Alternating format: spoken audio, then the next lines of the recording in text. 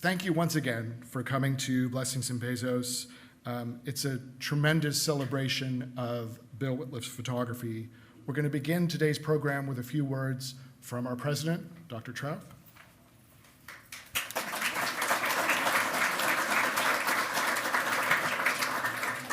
Thanks so much. We have many people here who are gathered today to celebrate a generous mentor. The Wittliff Collections themselves help aspiring and established writers, musicians, photographers, and researchers understand that despite the struggle, or maybe because of the struggle, art will be created. And Bill Wittliff was a generous mentor. He's been memorialized numerous times over the last 5 months. Most recently that I heard was at the Texas Book Festival Gala by Steve Harrigan. And as I've listened to these tributes, I've noted one of the themes that runs throughout, and that's that Bill relished the accomplishments of his friends and colleagues, and he put great energy in helping them to advance their art forms. Now, I'm of an age when I can remember my earliest impressions of what a special collections at a university would be.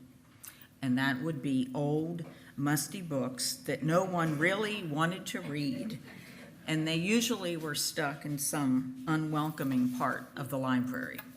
And certainly, these old, musty books would not be commingled with anything as interesting as a television script or a film script.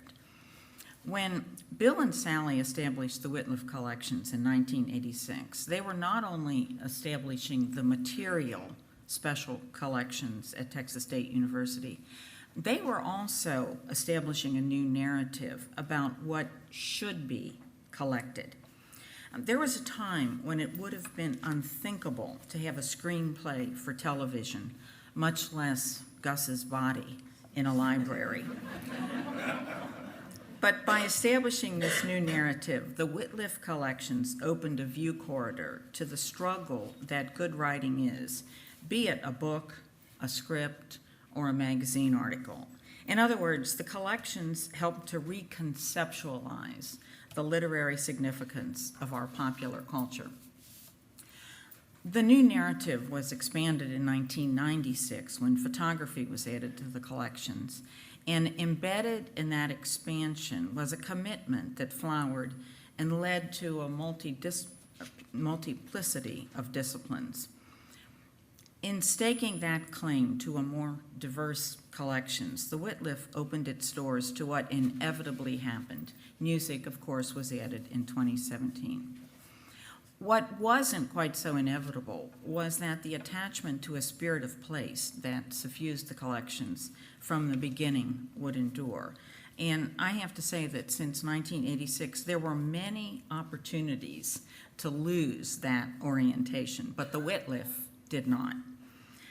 There's a question that I've asked myself a lot over the years. Would the Wittliff Collections have taken such a multimedia approach if Bill himself had not been such a multimedia artist?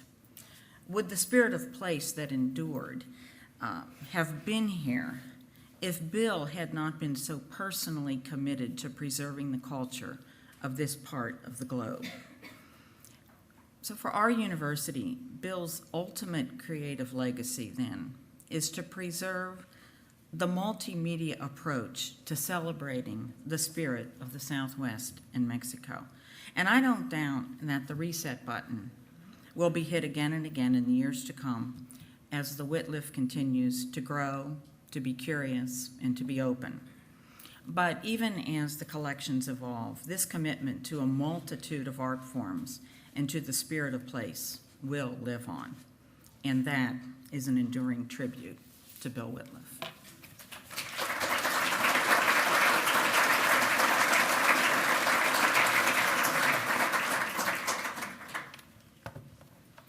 Thank you so much, Dr. Trauth. I think this is a good point to mention that we have the video from Bill's memorial service, or memorial, that was held at the Paramount in Austin. We have posted that online thanks to the amazing work that Barbara Morgan, who's sitting way in the back, and the Austin Film Festival have done.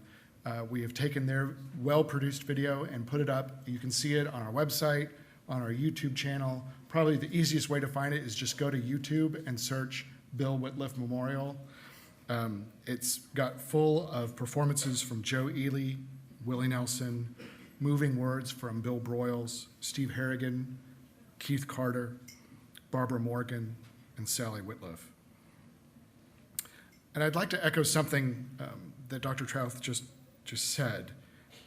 There's not only times when the Wittliff, or the collections, as Bill and Sally call it, could have lost its orientation or focus, but it also could have easily lost its momentum of growth and expansion. But it hasn't. So many times over the past few years, Bill would look at me and say, we're just going like this. And he meant upward. And I kind of wish he would have some sort of noise effect when he did that, but he didn't. He just said like this, and I would have to look and see what he was talking about. And he just said, we keep going up and up and up. And it's so true. Of course, it hasn't just happened. It's taken so much work from Bill and Sally, from the amazing staff here at the Wittliff Collections. And let me just mention, well, I don't have time to mention all of them, but raise your hands if you're staff. There's a lot of them over there. There's Hector, there's some, Steve. There's a whole bunch here. They do amazing work. Introduce yourselves to them. I guarantee you will enjoy the conversation. But it also takes the work of artists who have either donated or sold materials to us, and also financial supporters to keep us going. And actually, I usually kind of have a show of hands for those of you who are coming here for the first time, but I thought I'd do a little bit different today. Can I get all of the artists who have work here, can I get you to stand? Sorry, this could be an exercise on the knees.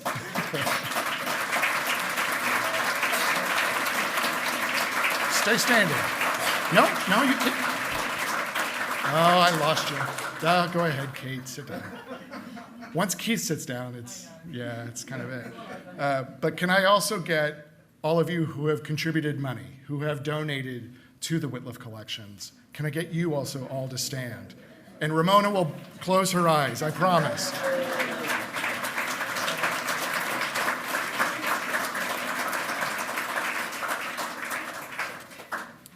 From the bottom of my heart, from the bottom of all of our hearts at the Wittliff Collections, from Sally, thank you. Thank you so much. It means so much to us. And now here's my favor to ask. Stay involved. We need you at this time. Hell, get more involved. Find me, find one of the staff, talk to Sally. Tell us about what you like about what we do. And I'm not going to say what you don't like, because I don't want to hear that. But tell us about other things that you would like to see us do, from acquisitions to programs, et cetera. For you artists, keep offering us your work. You are all our lifeblood. We are all here to collect, preserve, and share the creative culture of the Southwest. We mean to be here for a really long time, but it can all go away so quickly if that support stops. So thank you, thank you, thank you.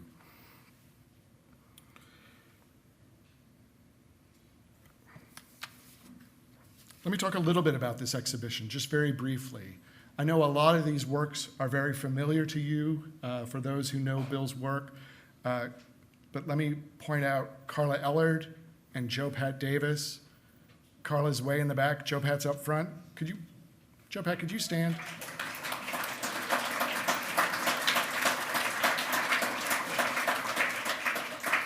After Bill's passing, we very quickly decided here that we needed to mount an exhibition, one that Bill would basically never let me do while we were here. And while he was around, we often have shown Lonesome Dove materials and photographs from Vaquero, the sunrise, sunset, solographs, kind of bits and pieces, you might say, or different periods of Bill's photographic career. But never have we shown as much as we can, literally fit into these galleries. So this is our opportunity to do that. There's more than 80 works up on display. I hope you enjoy it. We hope you enjoy it. If you want to send friends and family our way, this show will be up through, Carla, what have we said? June. So you've got some time, but don't put it off. Well, of course, you're here, but bring friends, bring family. If you let us know you're coming, we'll reserve you a hallowed parking spot free on campus, which is like the golden ticket in Willy Wonka. There's a lot of chestnuts here. I think, especially thanks to Joe Pat, we discovered some things, some images that Bill had printed and approved for exhibition. We just hadn't seen them yet. And so there are a few selected images here that are new to us and of course to all of you as well. And we thought, what better way than to show off just the gamut of Bill's amazing talent than trying to show as much as we can. My own path to Bill Wittliff, as many of you know, was through photography. When I got to know him, we first sat in his office or on his porch on Baylor Street, talked about the history of the medium, talked about its heroes. Bill had, those great sayings, and I know most of you know them, about photography and about photographers, that the great ones could bend life to their camera, which is kind of a spooky, wonderful thing to say. And it's very, very true. Photography kind of long has a kind of a history of being an alchemy of sorts. And there is a true magic to it that where, the results are sometimes unpredictable. Bill especially loved that unpredictability. For me also, as we all know, Bill was a great storyteller. And I think photography picks up on a key element of that, and that's the notion of time and timing. I've often thought about Bill's photography through that sense of light and time, from the more split-second images, documentary images of the Vaqueros series, of Vaqueros working in Mexico, the act of kind of momentarily and then forever transforming men and women as actors into these iconic symbols from Lonesome Dove, or all of his experimental work with pinhole photography, splitting seconds into fragments, or at times stretching time like these into, days, weeks, months, and maybe even years. Maybe we'll just let some of those cameras stay up forever, but that's on Sally.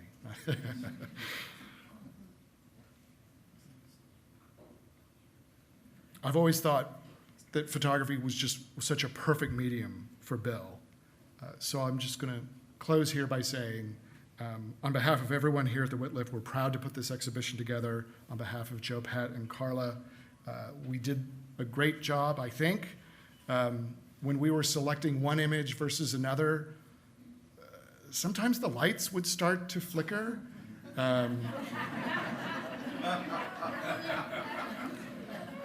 And so I'll say now in front of everyone, Bill, I'm sorry, maybe we chose one image here or there that you didn't want us to choose. I'm sorry, tough. You're going to enjoy today's program, I know, full of stories and reminiscences about Bill's photography. I will briefly introduce our speakers. You probably all know them very well. Connie Todd, the former curator and director here at the Wittliff Collections. And for me, I'll say it to Connie and I'll say it to all of you. I mean, it was truly coming to this job 8 years ago for me, standing on the shoulders of giants. It's been hard to live up to. Connie has many amazing achievements. She's also a very talented singer. But I think for the Wittliff Collections, maybe the best and longest lasting aspect is the Mexican photography that she had such a strong role in recruiting and acquiring for these collections. It's one of the great unique strengths of the Wittliff, and that's due to Connie. Before Texas State, Connie was Bill's assistant for several years as well. Sally just said for a lifetime. Very true. Kate Breaky, our wonderful South Australian / Arizonan photographer with a stint in Austin. We're proud to have published 3 books with her, with the University of Texas Press. You A&M folks, just plug up your ears. In fact, I think there are some people here from University of Texas Press. Are you here? Brenda Joe, I know, is here, right? Yes? Oh, retired. It was that lingering tension between A&M and UT that I was kind of picking up on there. Well, back to the books. Small Deaths, Painted Light, Las Sombras, accompanied by marvelous exhibitions. She's exhibited, well, I'll start to name the countries, but I'm sure I'll miss a few, just all over the world. And we have, by my reckoning, the largest collection of Kate Breaky's work anywhere in the world. And we are planning, though we haven't really talked that much about it, but we are planning a future exhibition of her gold work that I'm going to call, whether you like it or not, Kate, the Gold Show. I don't know when, but stay tuned. We'll let you know. And then finally, Keith Carter, by way of Beaumont. Over a career of spanning 50 years and more, Keith has published at least 13 books, beginning with From Uncertain to Blue in 1988, and most recently with us and the University of Texas Press, Keith Carter, 50 years. We're proud to have published that along with Ezekiel's Horse, A Certain Alchemy, and 25 years with Keith. He currently holds the endowed, I've never figured this out, is it Wallace or Walls? Wallace, Chair of Visual and Performing Arts at Lamar University, where he's been teaching for over 30 years, conducts workshops, and has exhibited literally all over the world. And, like Kate, we have the largest collection of Keith Carter photographs anywhere. Bill would call me, I mean, we talked almost every day, but about once a year or so, he would call me and say, I think it's time we got more Keith photographs. And I would say, really? We have so many. But we would just kind of play that game. And of course, we would get more Keith photographs. And then, I don't know, 6 months later, he would call me again and say, it's time for Kate.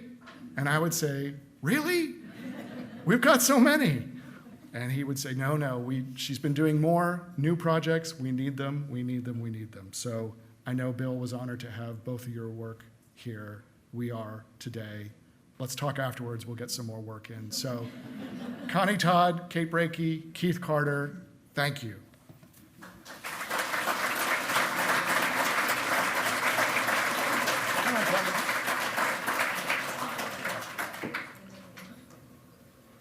Little technical adjustments here.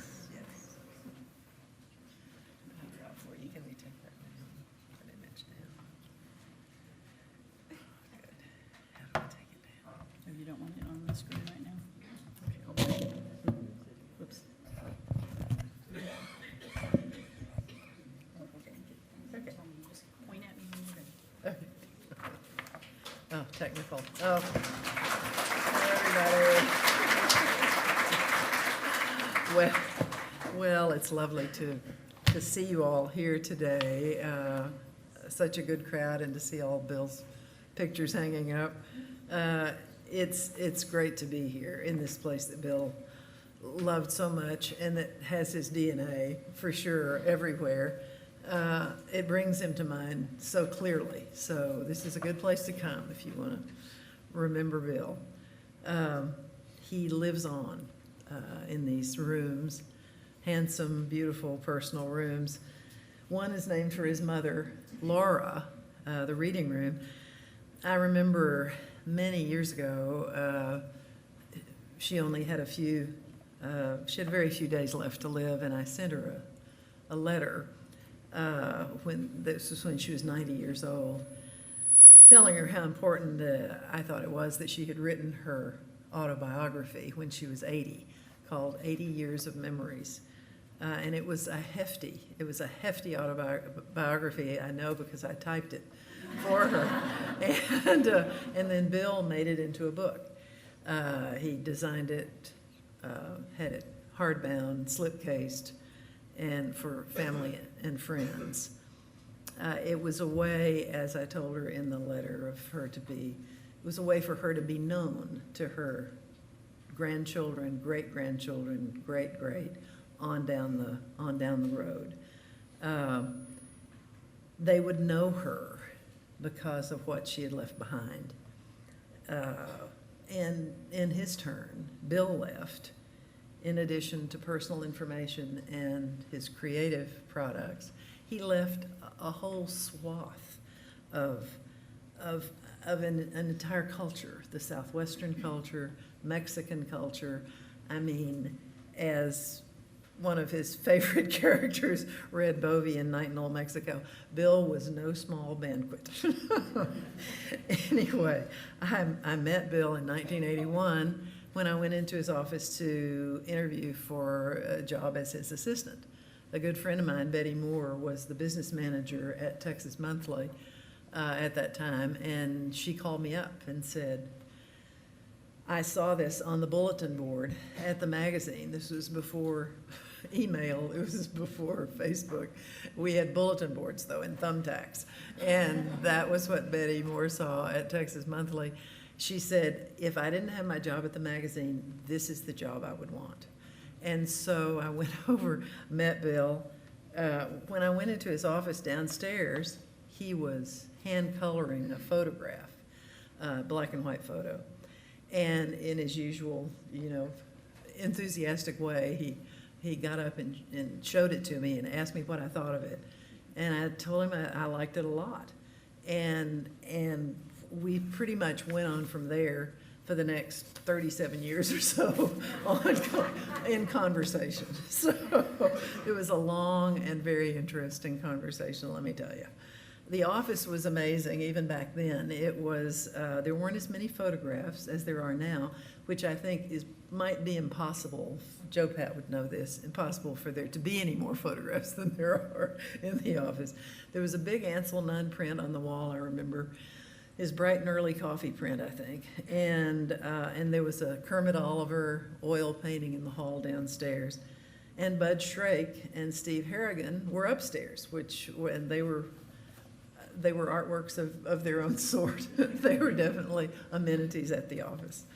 There were classy Encino Press books everywhere because many of you probably know the Encino Press books. Some are still in print, available through the collections here.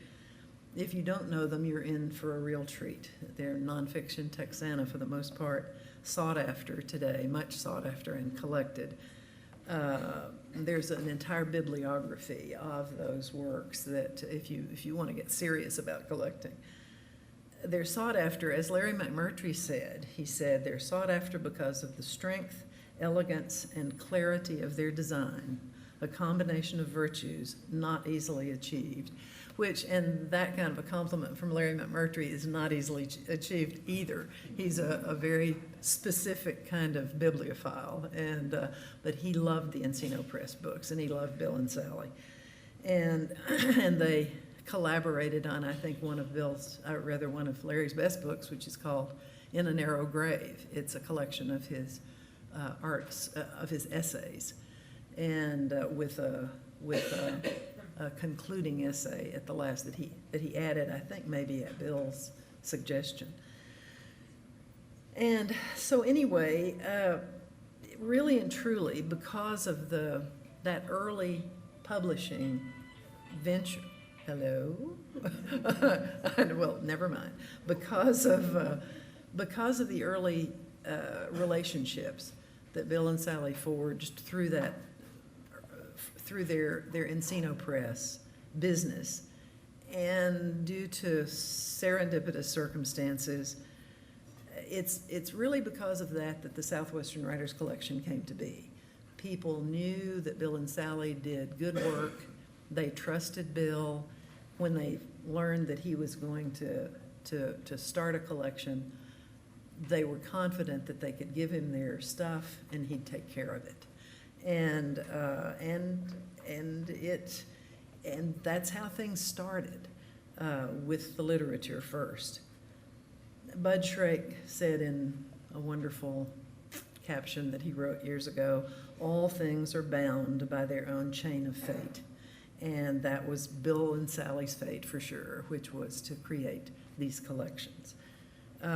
This is, let's see, yes, here we go. There it is. That's the first book that that the Encino Press did by J. Frank Dovey, who gave Bill and Sally the rights to do it for free, as I recall. This was done in about 1965.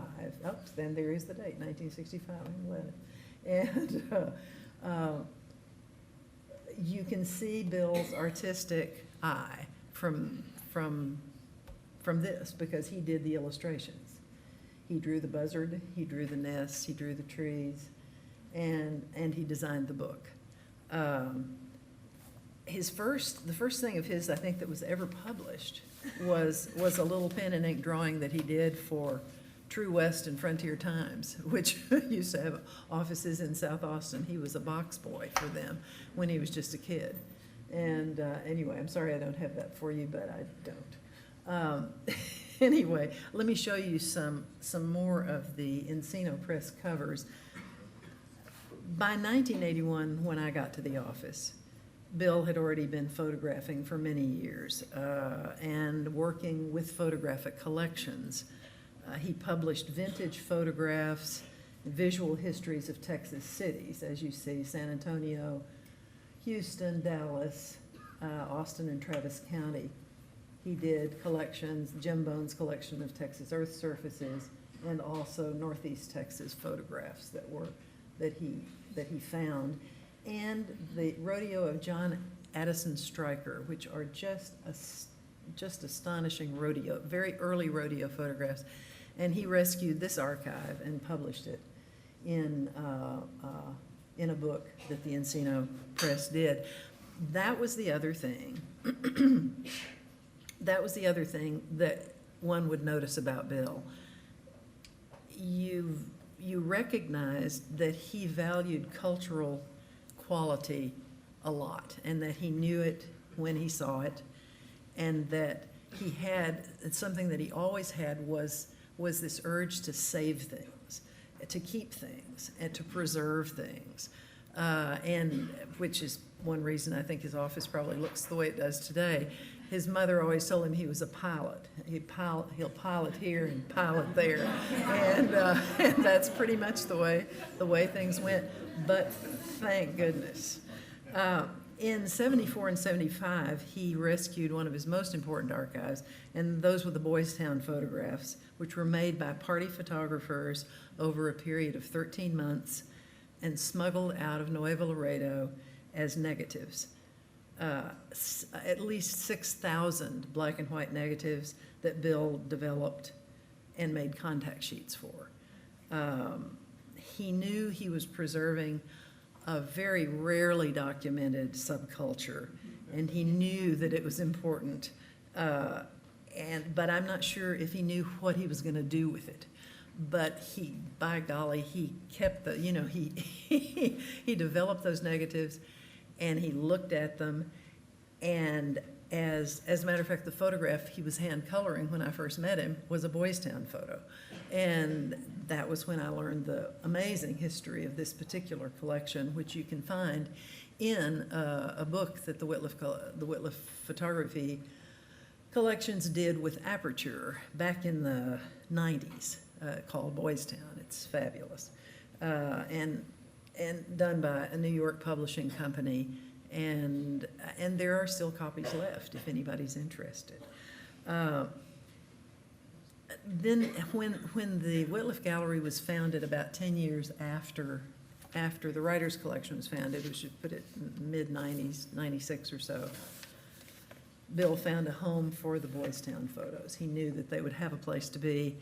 And when he knew that, he got in gear and started printing, and printed something like 600 16 by 20 wet darkroom prints from the Boys Town images that he had gone through the contact sheets, looked for the images he liked the best, picked out his favorite 600, and started developing them.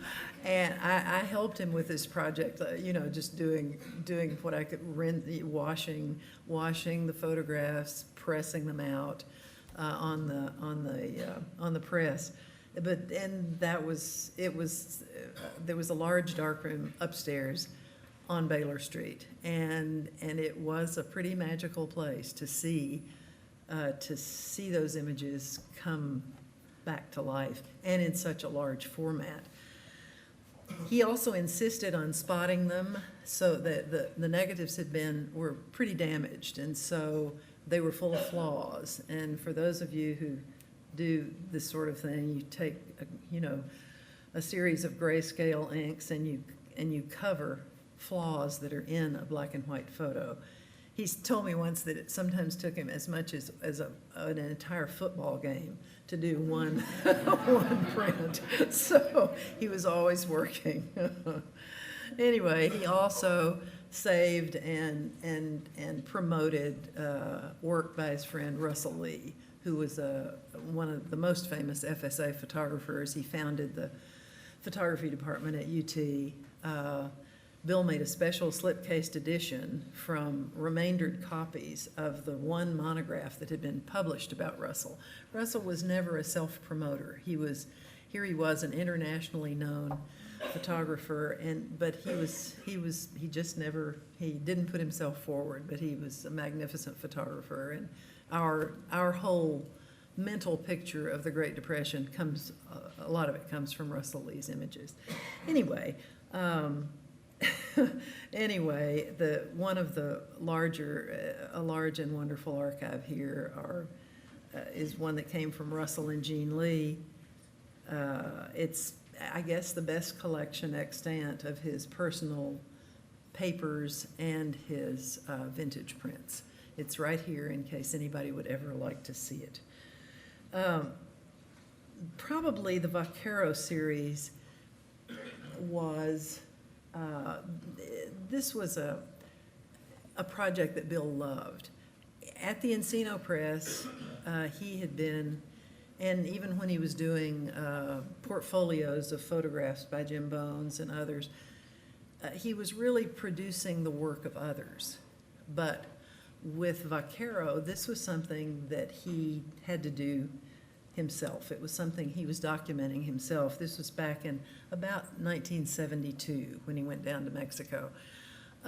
He told me that, this is not news really, but he was told by Joe Franz, who was a history professor at UT, that the last massive cattle drive was about to take place in Coahuila in northern Mexico, and that they needed someone there. It needed to be documented because it was going to be the last of the really big drives before the ranch was broken up. And it was a ranch of 300,000 or 400,000 acres. I mean, we're talking a big spread. Bill said that he didn't really think he had the skills at that time in '72 to do this work, but nobody else was available. And so he thought, okay, well, all right, I'll do it. So he's headed down to Mexico, messing up his car's undercarriage, I think, on the rough roads, and learning after he got there and started photographing. He thought, well, this won't be so bad. I can ride a horse, I'll get on a horse and we'll take some pictures. But as long as he was on a horse, he was expected to drive the cows along with the other guys. So he was on foot most of the time, and tasked with the responsibility of recording a way of life that was going to be lost shortly. He also did a lot of portraits of the cowhands, and he would make copies of them and take them to the charros that were down there, and which they loved. Many of them had not had their picture made before, and they were delighted to have these images, which they put up in the bunkhouse and send to their families. And one of them actually was the inspiration for a beautiful bronze statue that Bill and Sally Wittliff gave to Texas State a few years ago. It's kind of in front of the old main building. I don't know how many of you have seen it, but try to take a look. It's really beautiful. It's in its own little plaza, and it's a terrific image. Whoops. Let's see, where are the Vaquero photos? Oh, I didn't show you the Boys Town photos. Oh, well. Here's one of the, I don't know how much time it took to spot this one, but it's an impeccable print. Here's another one. I love this one. I love the whole triangular sort of shape of it. These were taken by, as I said, the party photographers. They were taken with flash, and one little 35 millimeter piece of film at a time. They were very quickly developed and printed and sold then to customers. Here's another one. The toolbox is the one, that's what we call that one. And anyway, here's the Vaquero photo that inspired the statue that's in front of Old Main, the Caporal. And here they are herding the cows. I mean, you can see it's very forbidding territory. One of the water tanks and water holes. And they were using mule-drawn wagons. About the only thing that was different was that they had rubber tires on the wagons, and everything else was pretty much as it had been. After Bill had done these outside projects, screenwriting kind of came along and proved to be an ideal medium for Bill. He could bring every bit of himself to it. He was a storyteller, he was a visual artist, and he was a deal maker. And so probably one of the best expressions of this talent that he had was Lonesome Dove. I really like the way that Steve Harrigan described, he wrote a wonderful introduction to a book of photographs from Lonesome Dove. And in it, he called the book a masterpiece begot by a masterpiece begot by a masterpiece. And it's true. It was Larry's novel, Pulitzer Prize winner, a great example of storytelling, of Texas storytelling.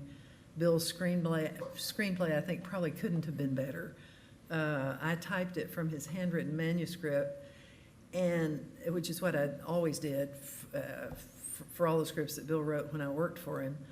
And I had fewer notes on that particular manuscript than on any other one. I mean, I just, I looked for things flaws that I could point out, or things I could mention, and it was pretty much perfect from the get-go. It really did. It was wonderful, which is of course one of the reasons that it got made. I think was on the strength of the script and the wonderful cast.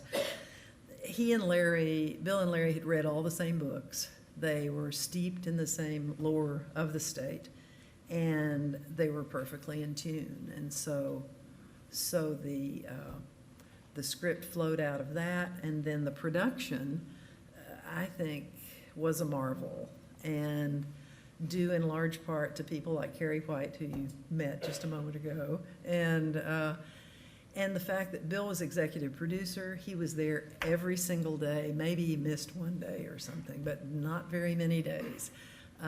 He worked directly with production design, with wardrobe, with to make sure the hats looked right, with makeup, casting, everything, and with personnel and network situations that nobody can ever even imagine, because they were ongoing and quite bizarre and Byzantine may be a better word, for the kinds of studio questions and machinations that went on. Anyway, but Bill managed it, and partly because he had a very good business sense, and was a good deal maker. There's no question. And in the middle of all that, while he was resting, he was taking a great series of photographs, the ones that we love from Lonesome Dove. There they are on the Rio Grande, where they built the town, and there's the famous crossing the Rio Grande, one of the best of the images. That may be the last one. Oop, there's Gus. This photograph maybe has sold more copies than any other photograph in the history of Southwestern photography, because it's sold at Andy Smith's gallery in Santa Fe for years and maybe selling still. It's, people just love it because it's wonderful. Why not? It's a wonderful photo. And this is beautiful too. He could be there when the actors were getting into character, as you can see from Duvall. He said the minute Duvall heard the snap of the shutter, his eyes completely changed. You know, they looked in another direction, and he wasn't Gus anymore. He was an actor on a set. But Bill was able to catch them unawares and preserve them forever. So he created these beautiful prints. I'll put Crossing the Rio Grande back up. And he printed them out so we could all see them, which is pretty much what he did here at the collections. This is kind of hard to get through. He brought all of his creative talent and his humor and his ideas and his poker playing abilities. He brought all of himself and left it here for us to share. And lucky us.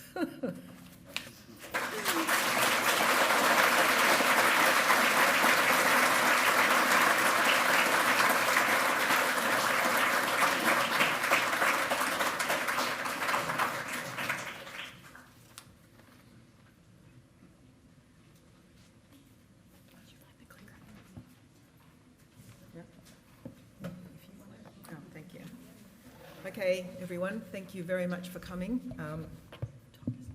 Okay, sorry. Everyone can hear me? Okay. Okay. I'm going to show you very quickly a whole lot of funny, silly pictures of Bill Wittliff the way I remember him best, mostly down in San Miguel. I put this in French because Bill was fond of calling me, just apropos of nothing, and saying, "Pierre from the Louvre wants to buy all my work." And I would just say, "Well, that's great, Bill, that's fantastic." He'd say, "What do you think?" And I'd say, "That's fantastic," because he loved when you just played along with his absolute nonsense. And there was lots of nonsense, lots of the time. Anyway, I had the very great pleasure of going down year after year with Bill and Sally to one of Bill's favourite places, where they had a beautiful house down in San Miguel, and where he took many, many of these Troglodita from the La Brinca Vida book that is back there in this particular gallery. And so I guess I was his sidekick most of the time. I took a lot of pictures myself, but I basically hung out and watched him actually make these pictures, which was quite fascinating. You know, as you know, it was one of his very favorite. I took these pictures of him, by the way, which I love. The minute that we would get to San Miguel, Bill would put on this giant bag full of his cameras, and we'd head on down the road. This is him with one of those cameras. Head on down the road to make sure that the little antique stores were still there in business, and that Keith and Pat Carter hadn't gotten there before us and bought all the good stuff. And what was wonderful about being with Bill when he did this was he had very little Spanish, but he could say cuanto cuesto, which was disastrous because they would then tell him in Spanish how much, and he didn't understand. So he had this ritual of asking for a paper and pencil so he could write down, so they could write down for him how much they wanted for what particular Santo that he wanted to photograph. And some of those actually little antique things that he did photograph and are in this collection. But he would write down on the paper, or they would write down what they wanted, and he'd do this whole pantomime of being absolutely terribly shocked. And he'd shake his head, and he'd look off into the distance, and then he'd write down the amount he was prepared to pay, and then they would laugh at him and act in absolute disgust and write down another price, and this would go on for a very long time. It was like a play. Anyway, finally they would, arrive at an agreed upon price, and I'm pretty sure all these guys saw him coming and doubled the price as he walked in the door. But it was a lot of fun, and as I said, he came back with some beautiful objects that are featured in these on these walls. That's him with one of the hats he bought. Did he buy that one, Sally? It's at the house. Okay, there it is. It looks like I'm wearing it, but it's not. It's Bill with his hand inside it very proudly, showing us his purchase. Very flea-bitten hat. Very old, I'm sure. So early on, he carried around this huge bag full of black and white medium format film in these little Hasselblad backs that he'd engineered to make into the pinhole cameras. And he had all these different backs for different film speeds and different focal lengths. He'd measure the light and calculate the exposure, which was sometimes quite long, like 5 or 10 seconds. And then he'd walk up to people and ask if he could take their picture. And they were often baffled because what he had in his hand didn't look like a camera at all. They'd just stand there in sort of shock, thinking, what the hell is this old gringo doing? But they'd stand there and he'd make these lovely pictures of people and all sorts of things. Plants, obviously. There he is, photographing a plant in a restaurant setting, I think. And he was always waiting for the magic of seeing them much later when he got back and had the film processed. And he'd call me and say, I think I've got some beautiful pictures. Anyway, it was wonderful seeing him at work. It was usually very, very... Oh, here he is again. I think this is Rocky Schenk. It is, it's Rocky Schenk, okay, who wore the mask because there was these fabulous Mexican bazaar festivals going on and lots of masks, and so there he is with Rocky. And some of the same people he went back. Actually, I can't see the next slide coming up, and I meant to put it on. Is Lydia there? Lydia, sorry. I'm sorry, I keep calling you Lydia. Can I make it so I can see the next image? Because I've rearranged these, I think, since. Is that easy? Do you know how to do that? Oh, I thought that's what... You would have no, to make I'm it. sorry. Don't worry about it then. I'll just go for it. Okay, so Don't just worry go about it. back to the play. Okay. That's okay. Sorry about that. Anyway, he got to know a lot of these people around the town who greeted him very warmly, and he'd always take their picture, and often he took pictures back to them that he had made. And I guess at some point he did switch to a camera, a digital camera that he also engineered to photograph like a pinhole camera. And there was lots of these festivals going on, so we'd walk all over the town, and there'd always be some wonderful thing, and he'd be right in the middle of it, following them around, taking pictures, always looking, checking what he had. There's so many pictures of us walking around here, but that's what he did. He just walked around and looked for things to photograph, and waited for processions to come along. We had some incredible, I think this is Tiltanilco, is it? Is this a Tiltanilco? Yeah, okay. Wonderful times, wonderful trips. Again, these are just silly pictures to show you Bill in the streets, in the field, taking pictures of, and it was very hot, so we'd always have to sit down. Yeah, mask. We'd have to sit down and rest and have lots of lemonade and iced tea all the time.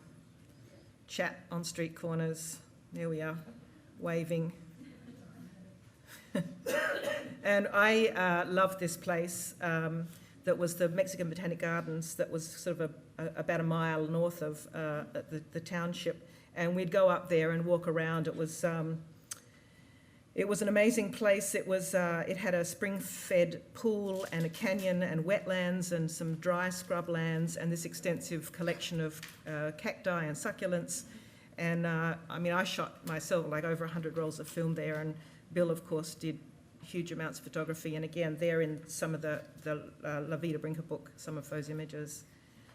So, these are just snapshots. Here he is literally in the field. And in fact, this image, there was a lake with a boat, and he made an image that is that one there with the white flowers in the boat. That was at the Botanic Gardens, and I think that was that exact day, because he didn't actually walk around in the mud very much, but that day he did to get that picture.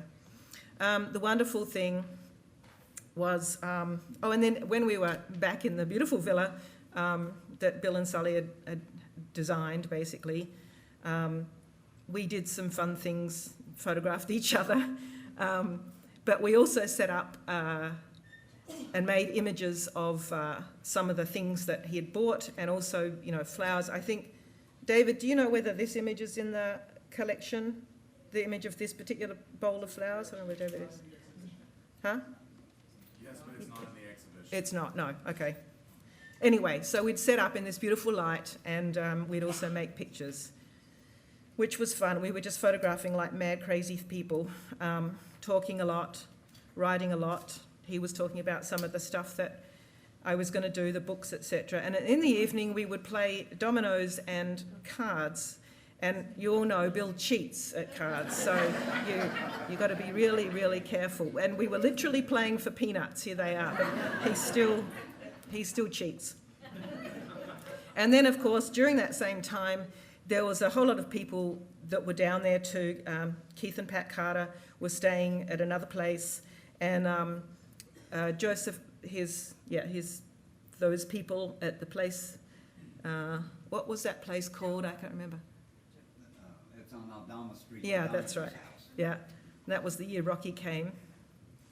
Anyway, lots of fun, too many margaritas, too much laughing. One year, Julie Speed and Franny came. Julie Speed, the painter, who is now living in Marfa, but she came down.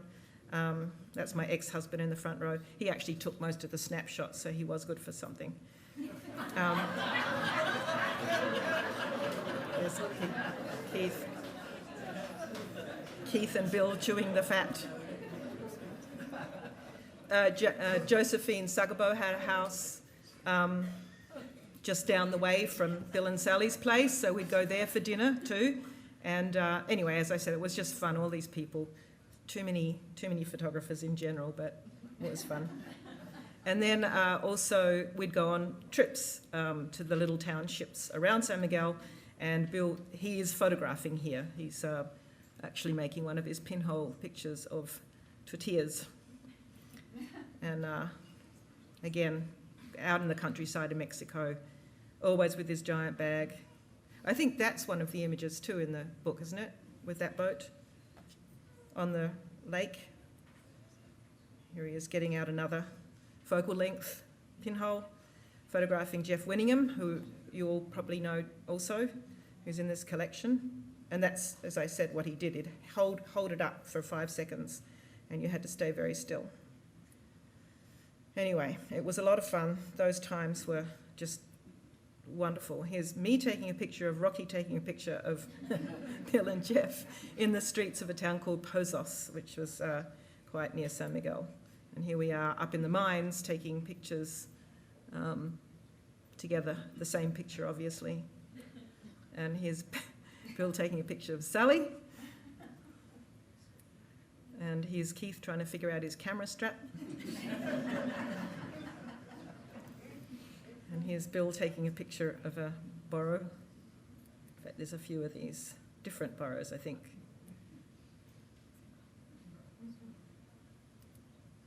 More lemonade and talking, more walking around. So the other place that I used to go with Bill as his sidekick was out to Bill and Sally's beautiful property out at Plum Creek. And as you know, that's quite near Luling, and we'd have to stop and get barbecue, massive amounts of barbecue. And if Sally wasn't around, no vegetables were eaten for the entire time. It was like just meat.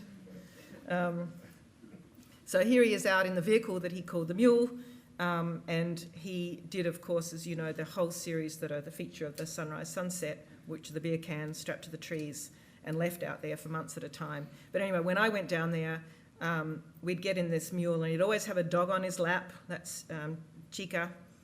And we'd go all over this land, and he'd say stop when you see something. And of course, I took huge amounts of photographs down there. Again, it was some of the best work I've done, and I had an exhibition of that work with him. Was it last year? Was it the year before? I can't remember. So here's Chica jumping. I love these pictures. Anyway, it was his beloved dogs and his beloved place, and here's Lexi, who works for Stephen Clark now, my good friend, and that's Louis on his lap. But he would take us all over through the mud and down through the forests and through the swamps, and I'd photograph. And we would, here's him photographing some more. He took this picture of me, and in the background you can see the statue of Jesus, and it has taped to it 2 of the beer cans, because he actually named them the right hand of Jesus and the left hand of Jesus, and they're the titles of the actual pictures. And here we have a bottle of wine and some glasses, and we're heading up to the pond house to watch the water moccasins across here he is up in the pond house, and we'd go up there at sunset and, as I said, try and spot the water moccasins. And he would often call me and say, well, your moccasin's back. And I'd say, well, take a picture. But of course, it's really hard to shoot a swimming snake, as they say in Texas. And I'm here with a camera. Anyway, just wonderful times, lots of mad photography. I'll finish up now. You know, he was my very dear friend, and I loved him dearly. Not a day goes by I don't think about him and want to talk to him about something. He used to say over and over, as you all know, whatever you're looking for is out there looking for you. And I'd say, oh, bullshit, Bill. And, so that's that. That's just some silly pictures of Bill in action in the field. Thank you very much.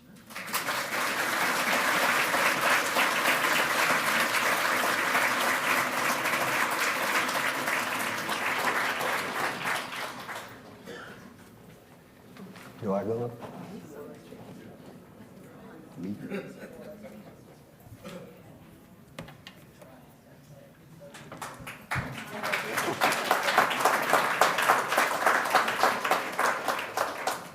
I'm not going to sing any Hank Williams. It's okay.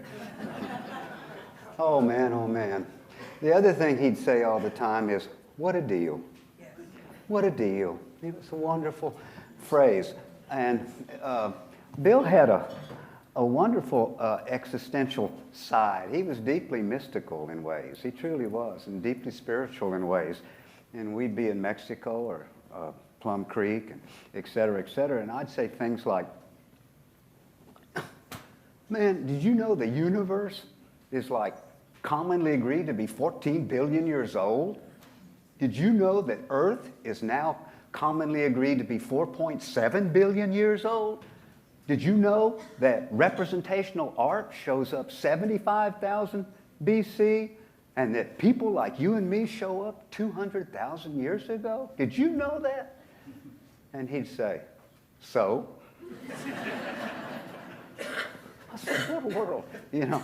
Anyway, that was Bill. The other thing that I learned over the 30 years that I knew him was he was the closest thing to what I think of as a Renaissance man in contemporary times. He was interested in everything and everybody. He was interested in physics, he was interested in art, he was interested in painting, he was interested in people. He loved the written word, and he loved sharing all that. And he was probably in most ways the most generous man I ever knew. And if you're an artist and you work in a relative vacuum, which a lot of us do, to have somebody pay attention to what you do, even on the periphery, makes a big difference. You know, as hokey as it sounds, it's not about the money. It's about doing the work. It's about the work. And having somebody like him was a wonderful experience. And the thing I want to tell you is one time in Mexico, and Kate was there too, Bill had just started what became this work. He had started pinhole photography. And pinhole photography doesn't use a lens. And when you make the photograph, you can't actually tell or see what you're doing. So use trust to providence in some respect. That led to this work.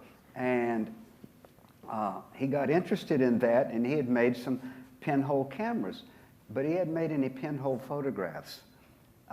And he said, "Come on." He called me affectionately. I called him Jefe, boss. He called me affectionately pendejo.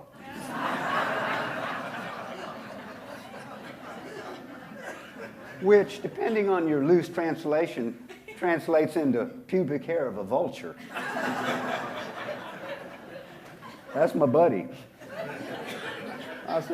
He said, "Come on, pendejo, let's go try this out." And he said, "Let's go outside of town." So we got a taxi driver, and we drive about 30 miles outside of town into the middle, truly, of nowhere, absolutely nowhere. I mean, it's saguaro cactuses and prickly pears and desert, and he has him stop. And he doesn't say anything to me or to anybody else. He just got out of the car, and he started walking into the cactus, into the desert, and I got out of the car, and I started following him. And nothing was said, and he looked all around. He just stood there, and then he started making a couple of pinhole photographs. You just hold it like this, and you just trust to Providence. And I'm thinking, oh, man, this is a cliche. I mean, cactus, come on, you can't do better than that? And he spent about 30 minutes doing all that, and I spent 30 minutes just standing there quietly. And when I finally saw those, they were made actually on film, so he could process them. And when I saw them, I was stunned, because they weren't cliches. It had translated that type of time and space, and lensless camera had translated what was a cliche tableau subject into something really fascinating. And the thing that I finally understood is he didn't know what he was doing, but he had a pretty good idea of what might happen. And it was really a remarkable thing. And the last thing I want to tell you, because everybody here misses him, my late wife, Pat, and he would often discuss poetry, and they loved several of the same poems. And one I became very fond of is one they could both quote, and it was by the English poet Stephen Spender. And the poem was, "I think continuously of those who are truly great." And to paraphrase it, I think continuously of those who are truly great, who from the womb remembered the soul's history. Born of the light, they traveled a short while toward the light and left the vivid air stained with their honor. And that was Bill Wittliff. Thank you.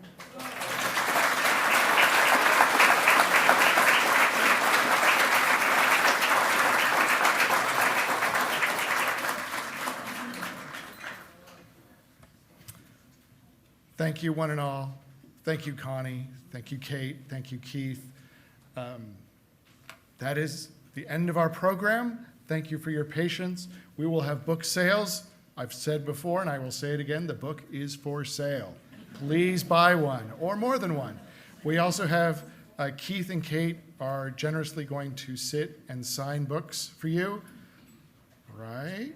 Yes, Bill, the Sunrise Sunset book. Yes, because they contributed text to that book. So once again, that's it. Thank you so much for coming.